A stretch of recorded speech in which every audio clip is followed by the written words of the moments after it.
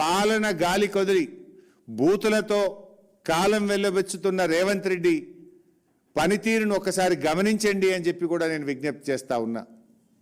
ఇప్పుడు మన రాష్ట్ర ముఖ్యమంత్రి ఏ రోజైనా అది అఫీషియల్ మీటింగా, అది పొలిటికల్ మీటింగా, అది ప్రెస్ కాన్ఫరెన్సా, ఏ రోజన్నా రైతు సమస్యల గురించి మాట్లాడతాడా? వారి బతుకులు బాగు చేసేందుకు ఒక్క పథకం అన్న తెచ్చిండా? గురుకులాల్లో పాము కాట్లతోని, కరెంటు షాకులతోని, కల్తీ ఆహారంతోని పిల్లల ప్రాణాలు పోతుంటే ఏ రోజైనా రేవంత్ రెడ్డి గారు మాట్లాడారా? విద్యా కమిషన్ ఇచ్చిన రిపోర్టు అమలు గురించి ఏనాడన్నా రేవంత్ రెడ్డి గారు ఆలోచన చేసిండా? 20 లక్షల మంది పిల్లల భవిష్యత్తుకు సంబంధించిన ఫీజు రియంబర్స్మెంటు పథకం ఊసే ఎత్తాడు రేవంత్ రెడ్డి గారు.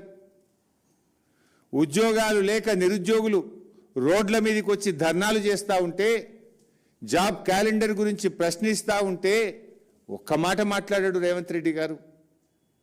అవ్వాతాతల పింఛన్ల గురించి మాట్లాడాడు. అక్కా చెల్లెళ్ళకి ఇచ్చిన హామీల అమలు గురించి మాట్లాడాడు. రిటైర్మెంట్ బెనిఫిట్లు అందక ఇవాళ ఆసుపత్రుల్లో అనాథల్లాగా ఇబ్బంది పడుతున్న రిటైర్డ్ ఉద్యోగుల బాధల గురించి మాట్లాడాడు. ఉద్యోగుల డిఆర్సీల గురించి, పిఆర్సీ గురించి, డిఏల గురించి, వాళ్ళ ఏరియాస్ గురించి ఒక్కరోజు మాట్లాడాడు ముఖ్యమంత్రి.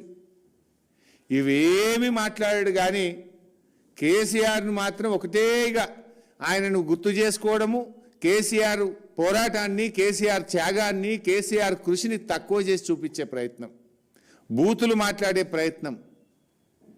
ఇలాంటి ముఖ్యమంత్రి మనకు ఈ తెలంగాణ రాష్ట్రానికి కావడం నిజంగా ఇది తెలంగాణ దౌర్భాగ్యం.